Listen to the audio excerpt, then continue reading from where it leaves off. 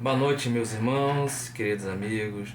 É uma satisfação muito grande, é muita alegria estar aqui novamente realizando as palestras. Já estávamos sentindo muita falta, né? Já fazem praticamente 2 anos que estamos afastados. E agora, né, com essa oportunidade que foi concedida pela espiritualidade de fazermos as palestras online, utilizando essa ferramenta da tecnologia para nos reencontrarmos novamente, né? Mesmo que seja distante, mas pelo menos estaremos aí unidos em pensamento, num pensamento único de amor, de fraternidade. E assim, desta feita, né, deste momento, eu peço aí a permissão de cada um para que possamos realmente adentrar a casa de vocês nessa noite tão especial, convidativa, e que possamos desfrutar do alimento que nos é ofertado, né, a todos os instantes e a cada momento de nossas vidas. Que a paz de Jesus esteja conosco, que estejamos aptos nesta noite para realmente realizar essa conexão com o plano espiritual, que possamos aproveitar dos momentos de estudos para esse aperfeiçoamento que a gente busca o tempo todo, que nós falamos em todas as palestras, né, para se buscar realmente esses valores morais que vão nada mais que vão facilitar ou vão propiciar o aquecimento de nossos corações, né, iluminar verdadeiramente a nossa alma, e aí vão fazer que a gente caminhe, né, mesmo que seja lentamente, que nos caminhe em direção, aproveitando esse momento dos ensinamentos, que nos encaminhemos em direção ao nosso Mestre Jesus. Nós temos aí esquecido os seus ensinamentos já por séculos, somos espíritos ainda endividados, mas essa é a oportunidade que temos nesta encarnação, obviamente, de renovarmos nossos votos de amor, de devoção, né? Já que Ele fez tanto por nós, é o momento de nós fazermos um pouco pelo nosso Mestre Jesus. Então, que possamos aproveitar o momento presente nesta encarnação para preparar o nosso futuro, mas é um futuro que é na fé, é um futuro na esperança, na consolação, e nada mais é do que esse incessante caminhar em busca da felicidade eterna. Então nós espíritos conscientes e abnegados que somos, né, então nós chegamos ao momento de nossas vidas que o entendimento que foi adquirido, que já consolidou as nossas bases evangélicas, então é necessário agora cumprir a nossa tarefa de sermos realmente o emissário do amor de Jesus. Então a tarefa dentro da doutrina espírita, ela vai permitir que realmente nos aproximemos do Cristo, né, o trabalho, o esforço, que a gente adquira aquela intimidade que nada mais do que o Mestre possuía com seus discípulos, e realmente ele possui com todos nós. Mas será que estamos abertos a receber o convite? Estamos abertos a estar na presença do Cristo verdadeiramente?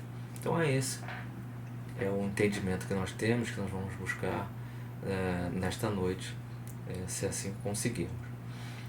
Por isso a importância cada vez mais de estudar, né, de aprofundar nos ensinos, nos engajarmos na doutrina, para que a gente possa ser realmente um instrumento adequado, um instrumento perfeito, com aquela sonoridade, com aquela sintonia necessária para a conexão com as esferas superiores. Bem, não só a doutrina espírita, mas acho que todas as religiões carecem desse entendimento da vida do Cristo, da sua proposta para a humanidade, né, naquele momento da sua passagem pela Terra.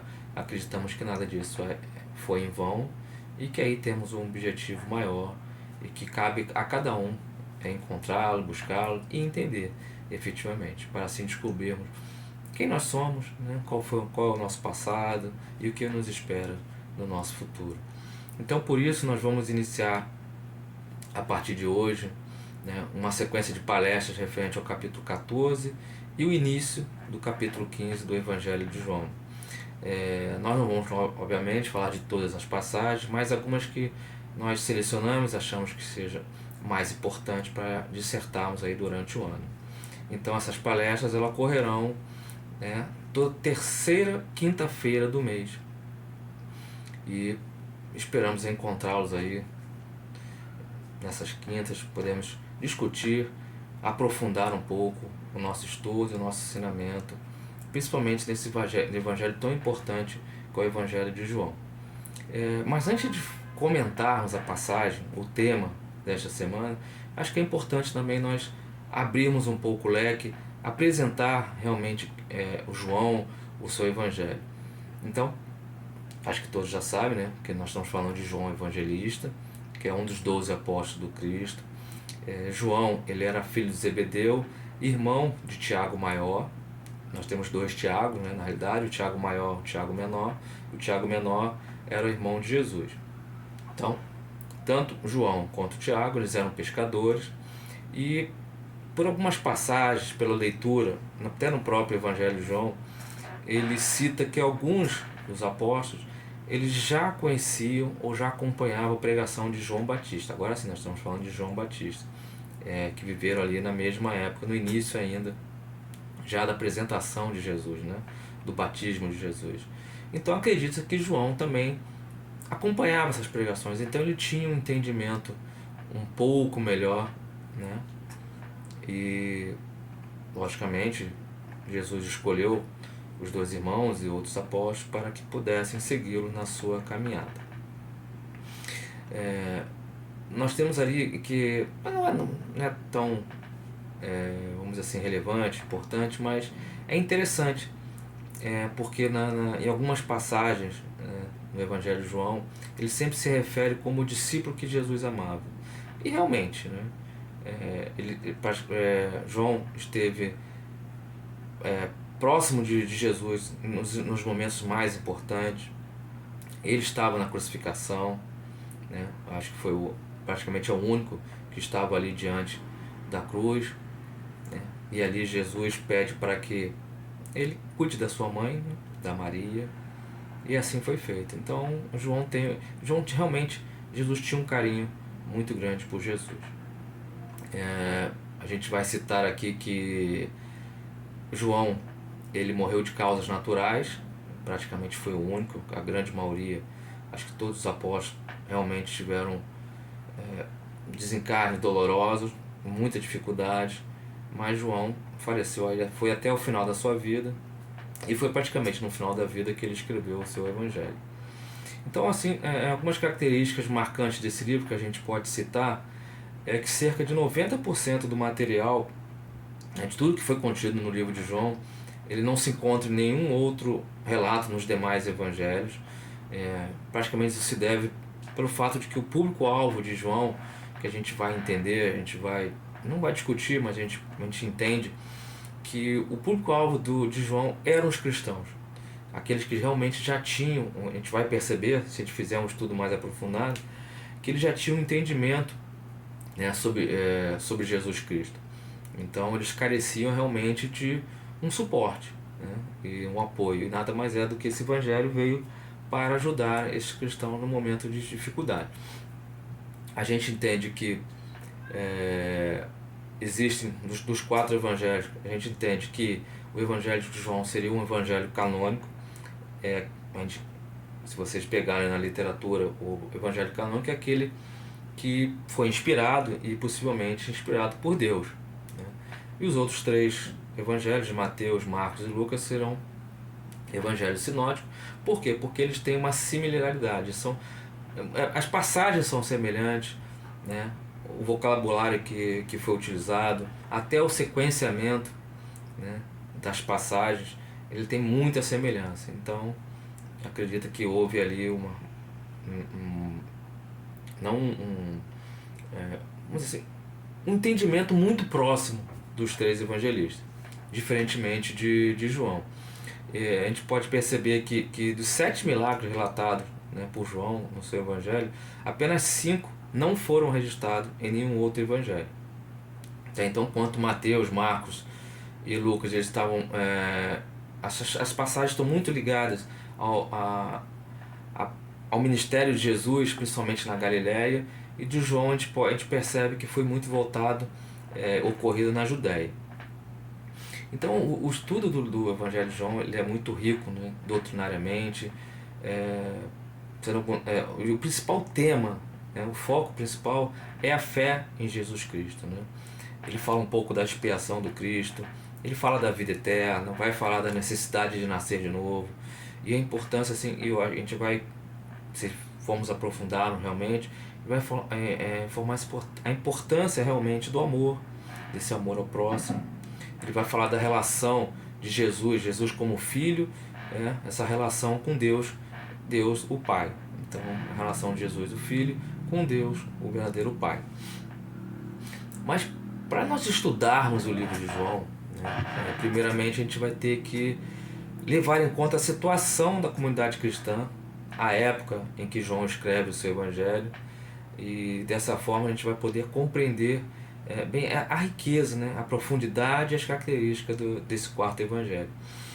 Bem, a gente não sabe exatamente quando que João escreveu o seu evangelho. Acredita-se, estima-se que ele tenha sido escrito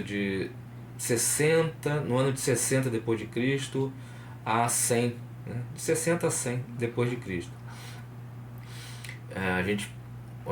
Os antigos escritores cristãos do século, do segundo século depois de Cristo, presumem que João escreveu esse livro em Éfeso.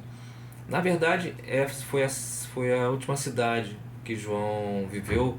Ele praticamente faleceu em Éfeso. Éfeso hoje é na Ásia Menor, hoje é na Turquia. Eu tive a oportunidade de visitar, até fui ao túmulo, a gente, estudando aqui um pouco de literatura, Constantino até construiu uma grande catedral, no entorno do túmulo, mas depois foi constatado que o túmulo estava vazio. Então hoje não se sabe exatamente onde se encontra o corpo de João. Então, voltando um pouquinho, para quem conhece um pouco da história, podemos identificar que esse período de 60, no ano de 60 depois de Cristo, coincide um pouco com aquele período muito crítico de perseguição contra os cristãos, principalmente sob o domínio na época do Império de Nero.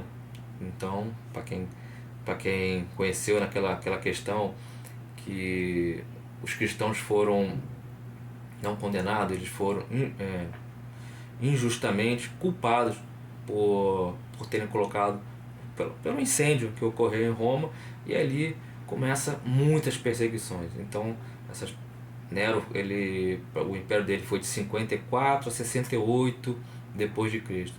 Então a gente consegue entender como foi conturbado aquele período. E havia também constantes conflitos com as autoridades religiosas judaicas. Havia muitas disputas para entender sobre a natureza de Jesus Cristo.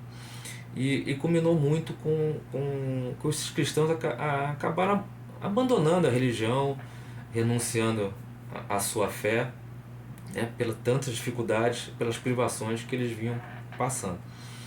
E eu vou passar para vocês um texto muito interessante e até comentar um pouco a questão do livro. Para quem não conhece, existe uma coletânea de textos de Emmanuel. Ele foi publicado pela FEB. Então são textos que foram... na realidade, Emmanuel ele costumava fazer textos relacionados a passagens do Evangelho, tanto de Mateus quanto de Paulo, e eu tenho aqui o de João. Então, na realidade, a gente vai aproveitar esse ano para não só estudar a passagem, o versículo do Evangelho, mas principalmente dissecarmos também um pouco sobre o que Emmanuel tinha a dizer nos seus textos. Nós vamos aprofundar um pouco mais nos seus textos sobre o Evangelho. Então, quem mais conhecia efetivamente do Evangelho, realmente conhecia de Jesus, do ministério de Jesus, é Emmanuel. Então, tudo está aqui, a gente vai só comentar, e vamos deixar aí tudo para que Emmanuel nos mostre o verdadeiro caminho. E é um texto muito interessante. O texto Tenhamos Fé. Esse texto é do livro Fonte Viva, e que vai mostrar aí como... Deixa eu só pegar aqui para a gente dar uma lida.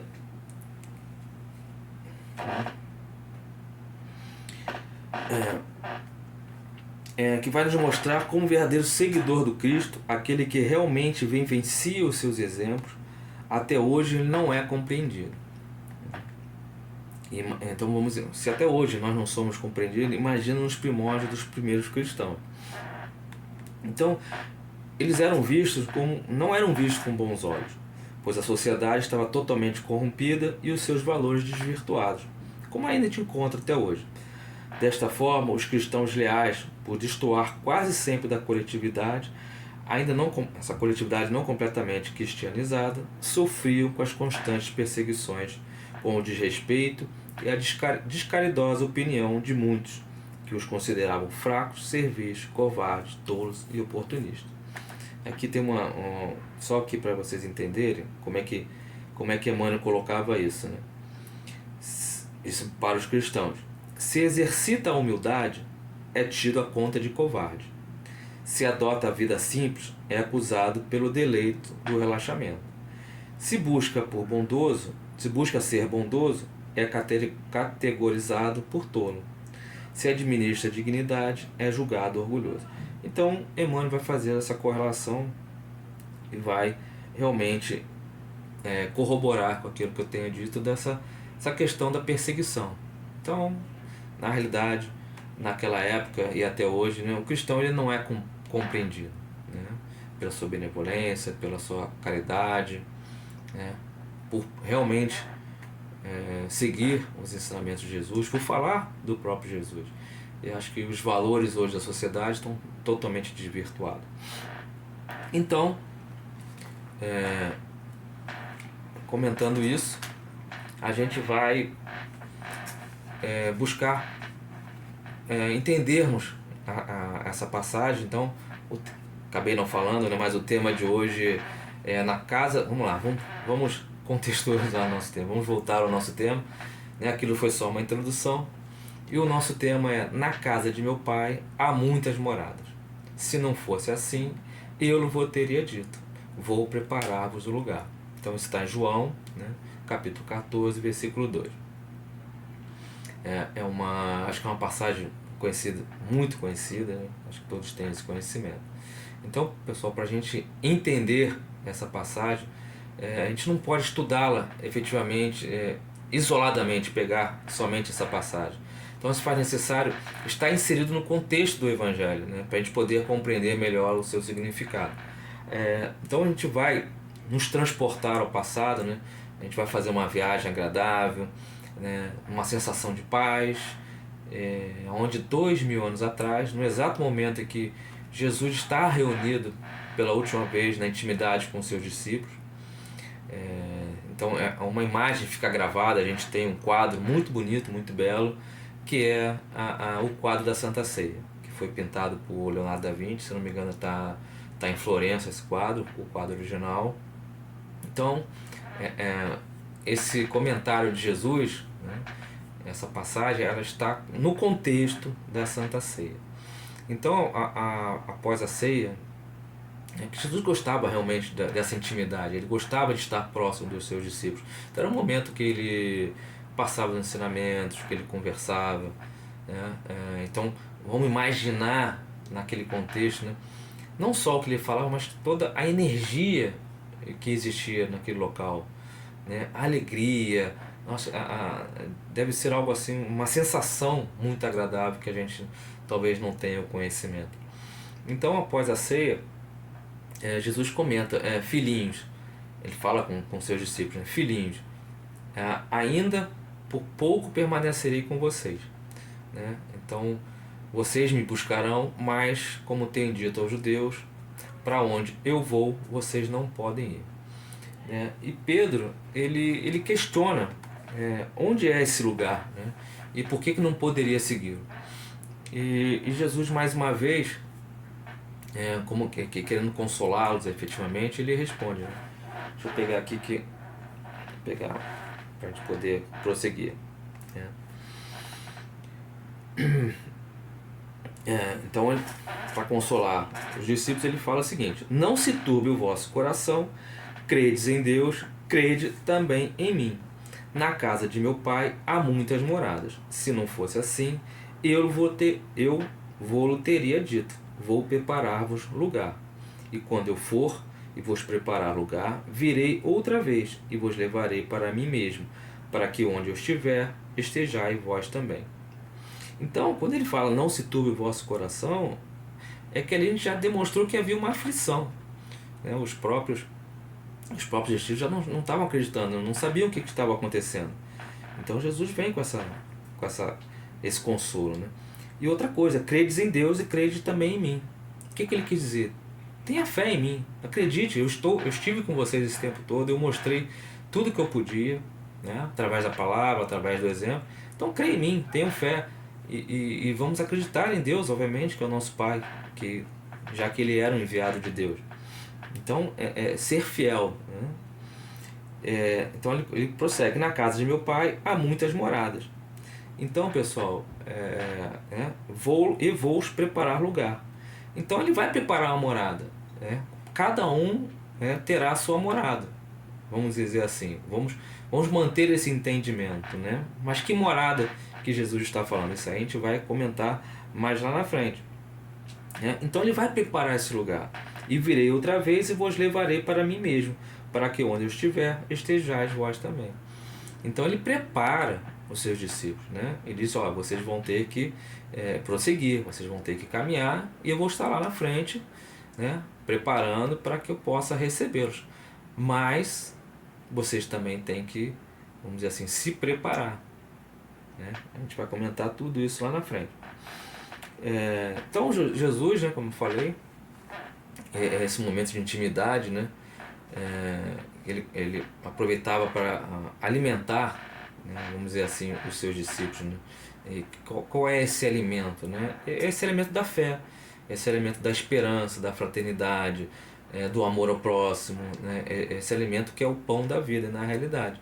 Então Jesus fala isso, né? Vou preparar um local para vocês, né? Agora tenham essa fé, tenham essa esperança, né? Não desacrediteis, né? Então, por quê? Porque na realidade Jesus era momentos antes da crucificação, né?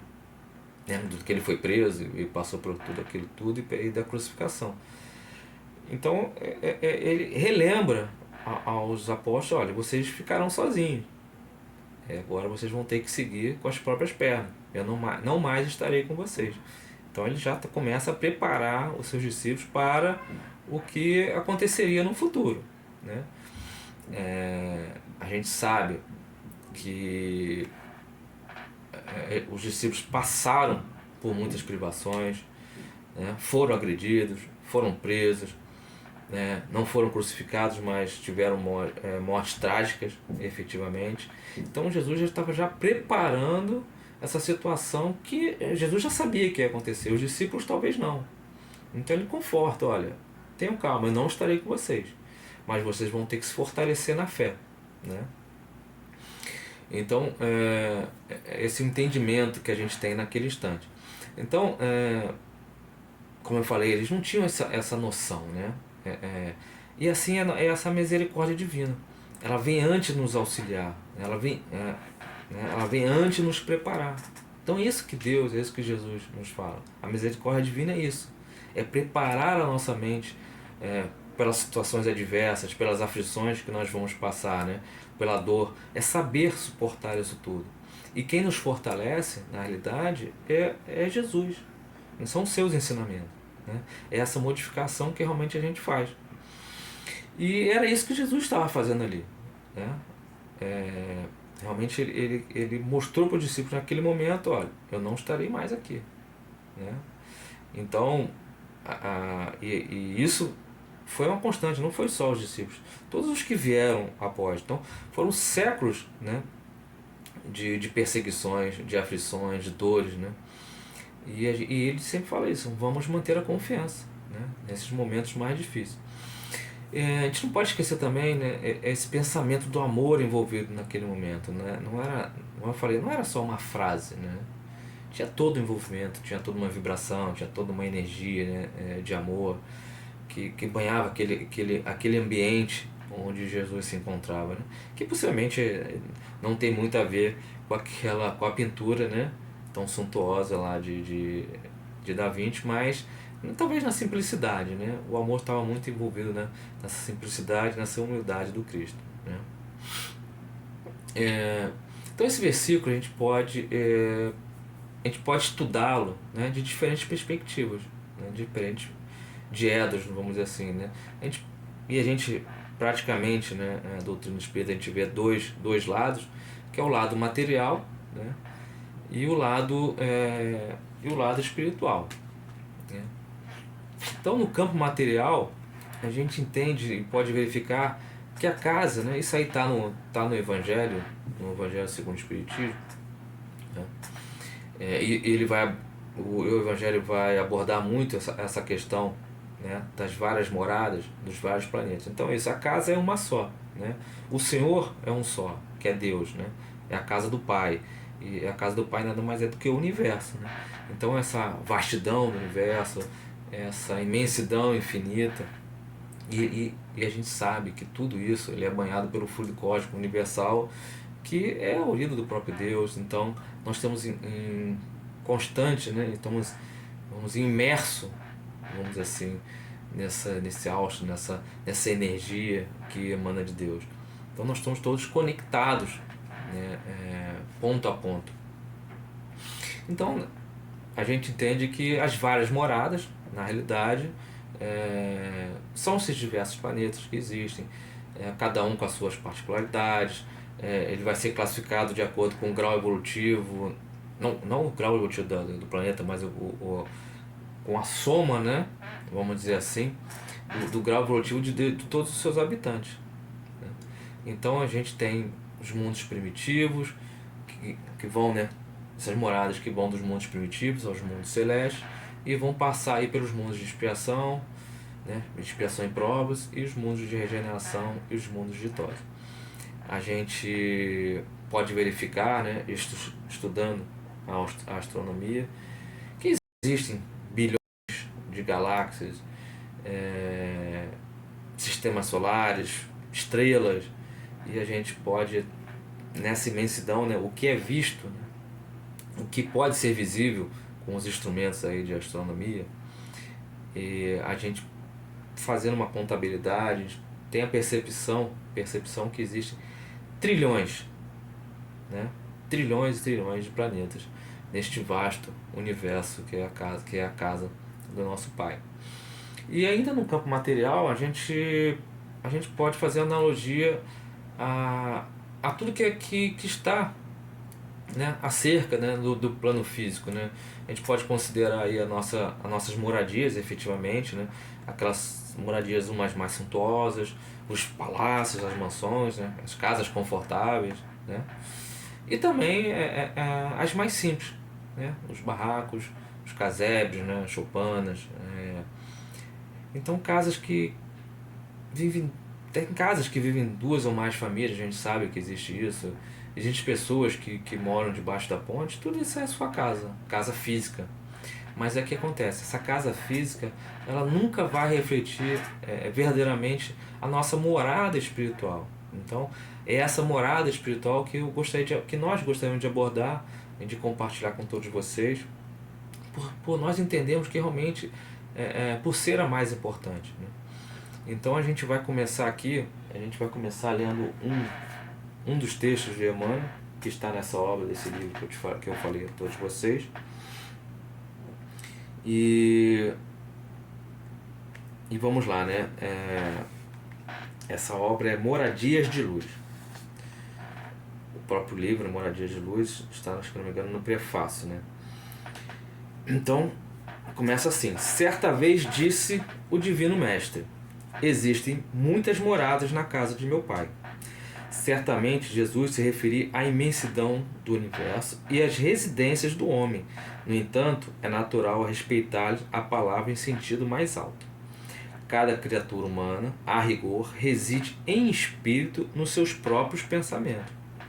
Sem dúvida, encontramos amigos dos mais diversos matizes em toda parte, desde os palácios e mansões aos barracos e choças, em que as criaturas partilham da riqueza e da penúria conhecidas no mundo. É razoável, porém, ponderar que os chamados ricos e pobres residem mentalmente no contexto das ideias que alimentam diante da vida. Vemos os portadores de patrimônio de ordem superior mantendo-se nas edificações cujas linhas e particularidades lhes revelam a altura social e as prendas do reconforto. e notamos a multiplicidade das provações dos que se acham retidos nas mais atribuladas condições da existência. Temos os irmãos que se vestem da estamenha da pobreza material e aqueles outros que se julgam triunfadores nos ápices da cultura e da fortuna de que são detentores. Encontramos, pois, cada pessoa morando na casa mental dos pensamentos que irradia. Na criação do Supremo Pai existem muitas moradas e compete-nos agir e servir para que todos os moradores se unam na compreensão e no entendimento, para que a terra não mais possua gaiolas de egoísmo e cárceres de ódio, a impedirem nos caminhos da evolução a nossa integração na vitória da paz e do amor. Cumpre-nos assim reconhecer que todo espírito mora no que pensa e se classifica pelo que faz. Então, pessoal, acho que vamos aqui fazer um estudo e acho que foi bem claro, né? Então, nesse campo espiritual, nós podemos verificar que cada criatura está num patamar evolutivo. Então, nenhum está no mesmo patamar que o outro, nenhum é igual ao outro, né? Então, cada indivíduo ele vai construir a sua morada íntima, né? De acordo com com as suas experiências, com a sua vivência no plano terreno, das conquistas espirituais, agregando os valores morais. Lógico que assim, se aproximando do nosso Mestre Jesus nesse caminhar. Então cada um, né, vai traçar a sua estrada, cada um vai escolher, né, o caminho a seguir. É aquela questão da porta estreita, da porta larga. O que se quer?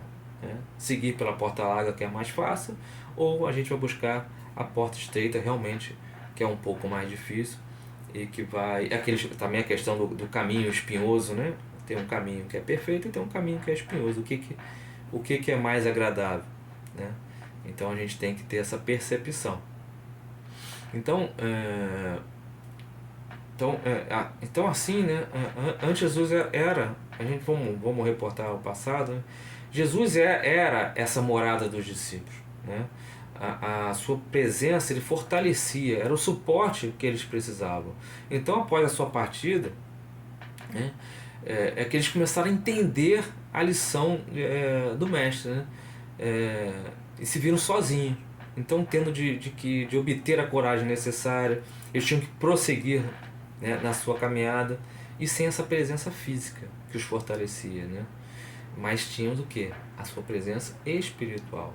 Ele não estava fisicamente, mas estava em espírito, e os discípulos entenderam realmente que Jesus daria o suporte, mesmo, né, após o desencarne. Então essa é a verdadeira fé, né? Nós temos que ter essa disciplina de reconhecer, de entendermos que nós temos o suporte do plano espiritual o tempo todo, mas o que nós temos feito para receber esse suporte, né? Então, né, nesse sopro aí de esperança e de fé, os discípulos eles vão sair em busca, né, dessas pessoas que realmente não tinham entendimento, dos deserdados, dos que estavam sozinhos como ele.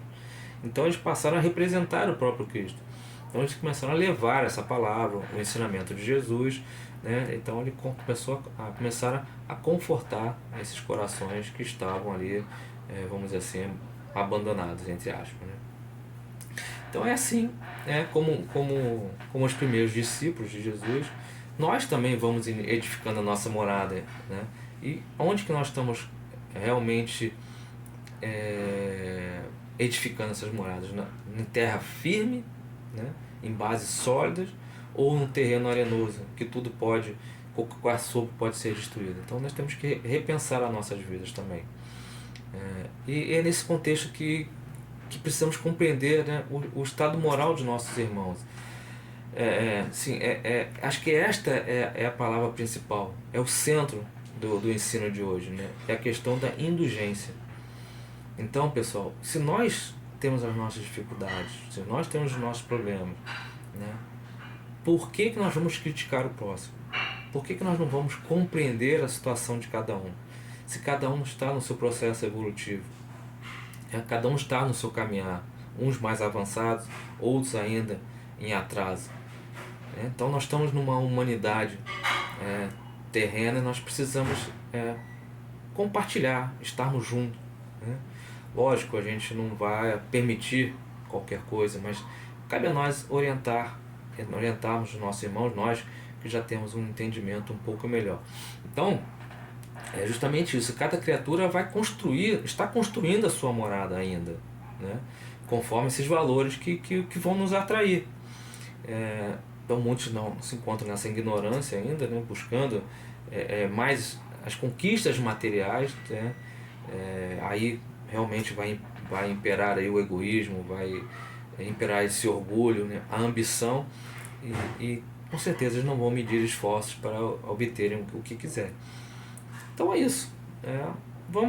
Nós vamos nos proteger, obviamente, de tudo isso, mas vamos compreender, né? Vamos ter indulgência com os nossos irmãos.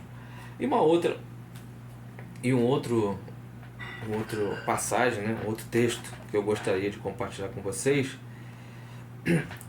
no Reino em Construção. Esse aqui é do Reformador, de maio de 1963. Então vamos lá.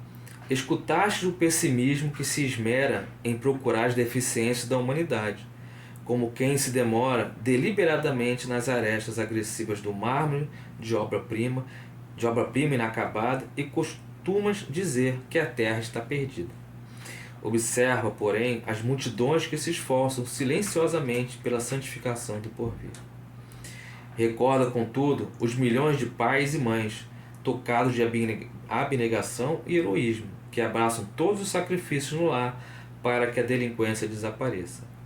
Conheceis jovens que transviaram na liviandade, desvairando-se em golpes de selvageria e loucura, examinando acremente determinados sucessos que devem estar catalogados na patologia da mente. Admites que a juventude moderna se encontra em adiantado processo de degradação do caráter. Sabes que há companheiros habituados aos prazeres noturnos, e ao vê-los comprando o próprio desgaste a preço de ouro, acreditas que toda a comunidade humana jaz entregue à demência e ao desperdício. Reflete, entretanto, nos milhões de cérebros e braços que atravessam a noite no recinto de fábricas e junto dos gnótipos, em hospitais e escritórios, nas atividades da limpeza e da vigilância, de modo que a preocupação e a cultura, a saúde e a tranquilidade do povo sejam asseguradas. Não condenes a terra pelo desequilíbrio de alguns. Medita em todos os que se encontram suando e sofrendo, lutando e amando, no levantamento do futuro melhor, e reconhecerás que o divino construtor do reino de Deus no mundo, está esperando por ti. Então, pessoal, a gente tem esse costume, né, de reclamar de tudo, de reclamar de todo. E é interessante, né, que isso foi escrito em 1963, e como isso é muito atual, né? Como a gente vê os nossos jovens desvirtuados, como nós vemos os interesses, né, da humanidade totalmente fora da realidade espiritual. Então, e a gente tem essa... eu já ouvi, eu realmente já comentei algumas vezes que parece que nós não vamos avançar, a humanidade não vai avançar para mundos regenerados. Parece que estamos todos perdidos, não tem mais futuro, né? O que será dos nossos filhos, né, dos nossos netos? Se a gente já vê tanta violência, corrupção, tanta coisa que a gente observa, parece que está sendo mais exaltada, acho que por causa dos meios de comunicação, e a gente vê, né, não adianta a gente reclamar, né, do que não tem jeito, né, que nada vai se modificar. Isso denota que na realidade, né, é que a gente tem pouca fé, né, é que a gente não acredita no trabalho que está sendo conduzido pelo Cristo, né, na organização do nosso planeta. Se ele está à frente disso tudo, e ele está passando esse ensinamento, né, principalmente das moradas, ele está preparando o futuro para todos nós, então eu tenho que acreditar nisso, né? Onde é que está essa esperança? Onde é que está essa confiança em Jesus, né? Então esse é o sentido dessas palavras, né? Na casa de meu pai há muitas moradas. Então, se não fosse assim, eu o teria dito, né? Vou preparar-vos o lugar. Então veja essa última frase, eu vou preparar-vos o lugar. Então como assim, né? Então não posso crer, né, que as palavras de Jesus tenham sido tão em vão, né? Então não podemos acreditar nisso, né? E é isso que João vem trazer no seu evangelho, né? Esse verdadeiro amor do Cristo, né? Essa fé, essa esperança, né? Num porvir melhor para todos nós. A gente tem que acreditar nisso. Então, é, é, na verdade, se não acreditarmos nisso, é rasgar o evangelho e jogar tudo fora. Mas vamos lá, vamos ter essa esperança, vamos acreditar efetivamente, né? E eu tenho muita fé que muita coisa ainda vai mudar no porvir. Talvez a gente não esteja aqui presente, mas eu acho que as gerações futuras encontrarão muita coisa boa, um futuro melhor para todos nós, né? Mas é aí que tá. Então a gente está falando dessas moradas. Então, mas nem todos, né, estarão preparados, né? Porque sabe que essas moradias, né, moradia individual, o íntimo de cada um, elas foram consolidadas, elas estão arrumadas, elas estão limpas. Isso que a gente tem que entender. Acho que nem todos, como a gente está falando lá, e cada um está no seu patamar evolutivo, e nem todos estão preparados. Nem todos estão preparados para receber essa moradia que Jesus está preparando. E muitos irmãos vão ter que, infelizmente, ser acolhidos em outros planetas. Então, na realidade, o que ele está preparando é algo melhor no nosso próprio planeta, para todos aqueles que realmente já entenderam e que querem perseguir, ou têm perseverança, têm a fé e acreditam, né, numa situação melhor para todos nós. E tem um outro texto, praticamente para finalizar, é o último texto, que fala domicílios espirituais. Esse é do Reformador, de fevereiro de 1957. Há muitas moradas na casa de nosso Pai. Assevera-nos o Senhor nas bênçãos da Boa Nova. Entretanto, viverá naquela que houveres erguido para ti mesmo, segundo o ensinamento do próprio Mestre, que manda conferir a cada um de acordo com as próprias obras. Repara, pois, como te situas no campo do mundo, compreendendo que o teu sentimento é a orça a impelir-te para os círculos superiores ou para as esferas inferiores, onde tecerás teu ninho. Não te valhas, assim, da palavra para menosprezar as tarefas de teus irmãos, nem para reprovar as aflições que vergastam a terra. Não te aproveiteis do conhecimento para condenar ou para destruir, e nem procures, nas mãos do Cristo, o martelo com que derribes, desapiedado, os domicílios alheios. Lembremos-nos de que não há céu para quem não edificou o paraíso em si mesmo, e aprendamos, sobretudo, a sentir com o amor, a fim de que o amor nos eduque para a extinção das trevas. Aqueles que abusam dos recursos divinos que o Senhor lhes empresta, estagiam nos desvão do desequilíbrio, e os desequilibrados se deterão, por fim, no abismo da enfermidade.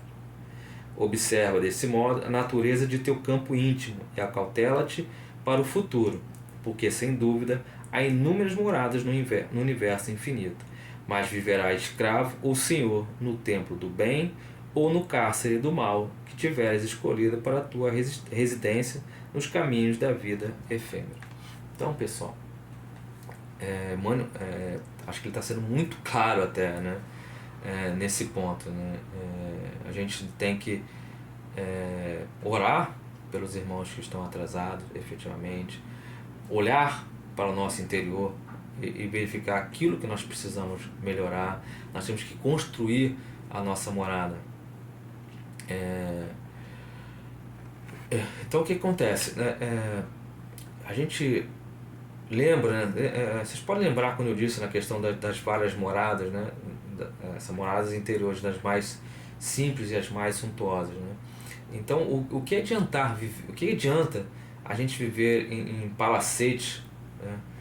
Em mansões, né? Se eu vivo uma vida na imoralidade, uma vida nos vícios, né? Na sexualidade.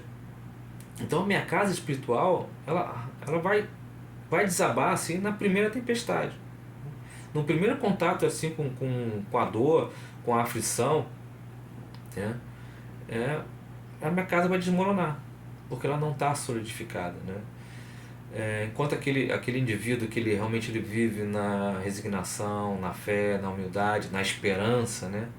Nessa simplicidade, a gente pode identificar que ele está construindo o seu palácio realmente, o seu palácio interior. Então a cada dia ele vai aumentando no espaço, né? Cada dia ele eleva, vamos dizer assim, a sua casa, ele amplia a sua casa, ele então vai construindo novos ambientes, ambientes melhores, ambientes mais agradáveis. E assim ele vai galgando novos patamares espirituais. Então, nada mais é do que ele vai se fortalecendo, né?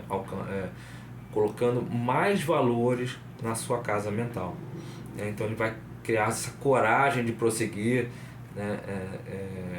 Porque ele sabe que a sua casa ela foi construída em bases sólidas.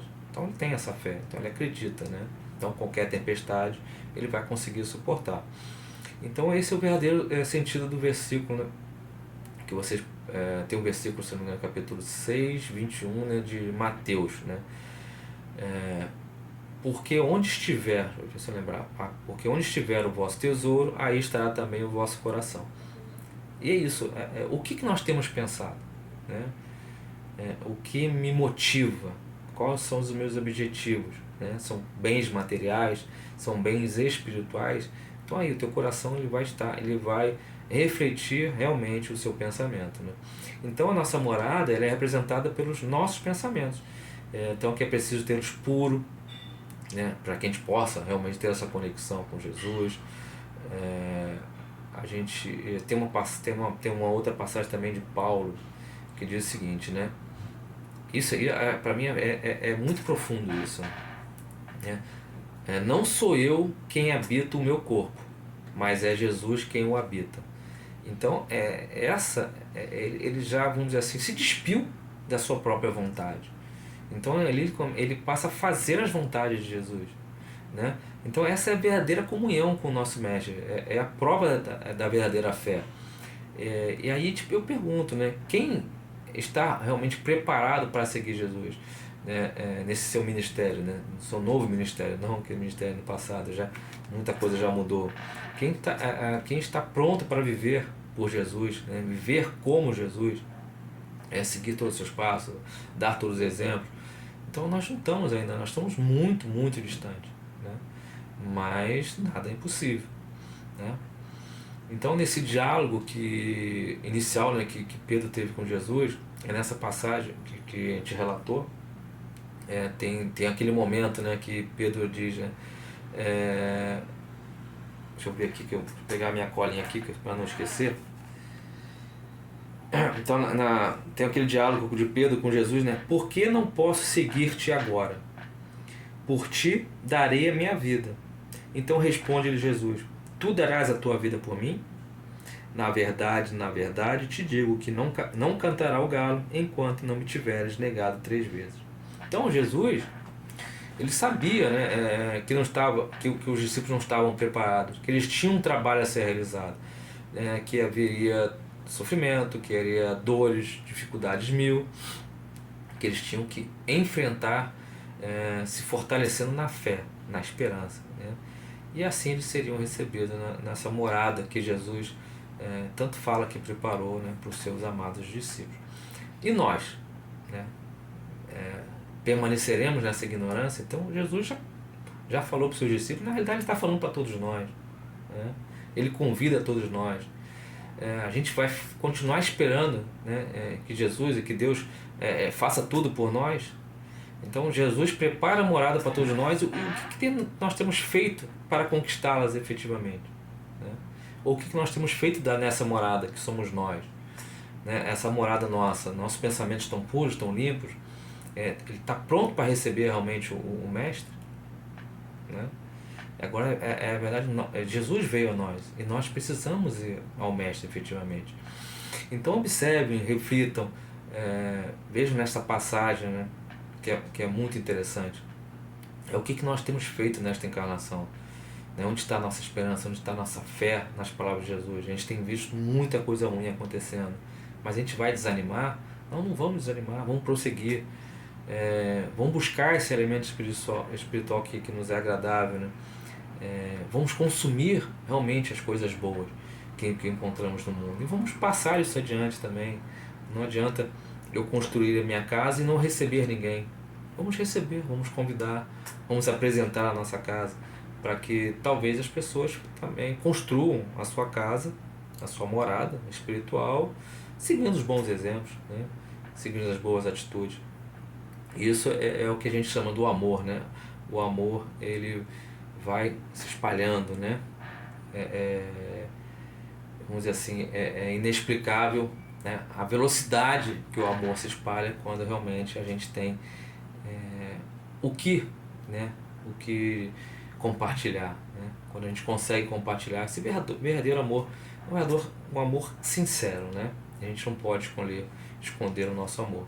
Então, pessoal, é o que eu tinha para passar para vocês na noite de hoje. É o primeiro contato que eu estou tendo com, com essa oportunidade para utilizar essa ferramenta da palestra online.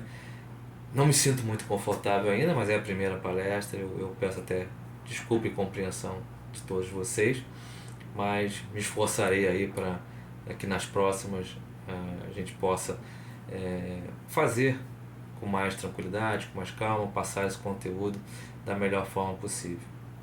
Estudar um pouco mais, que é necessário para todos nós, né? E aqueles que quiserem se aprofundar, quiserem estudar um pouco mais, essa passagem, né, ela está no capítulo 3 do Evangelho segundo o Espiritismo também, né? A espiritualidade vai abordar de uma forma mais direta, né, toda essa passagem, mas vamos entender isso, essa compreensão, essa indulgência que nós temos que ter com os nossos irmãos, né, com nós mesmos também, e nós temos que compreender que cada um tem o seu caminhar, né, sua forma de caminhar, uns mais lentos, uns mais rápidos, um com entendimento melhor, mas o importante é isso, é sermos realmente os novos discípulos de Deus, de Jesus, né? De uma outra forma, obviamente, não vamos comparar com os discípulos, os primeiros discípulos, mas estamos aí para difundir, divulgar o ensino de Jesus, a palavra de Jesus, né? E também passar adiante esse amor que conquista, que nos eleva, que nos aproxima cada vez mais do plano, né, das esferas superiores. Então agradeço a boa vontade de cada um e desejo uma ótima noite, né, de muita paz e muita tranquilidade, e que possamos nos encontrar, né, no mês que vem, na terceira quinta-feira do mês. Fiquem todos com Deus, né, e fiquem em paz.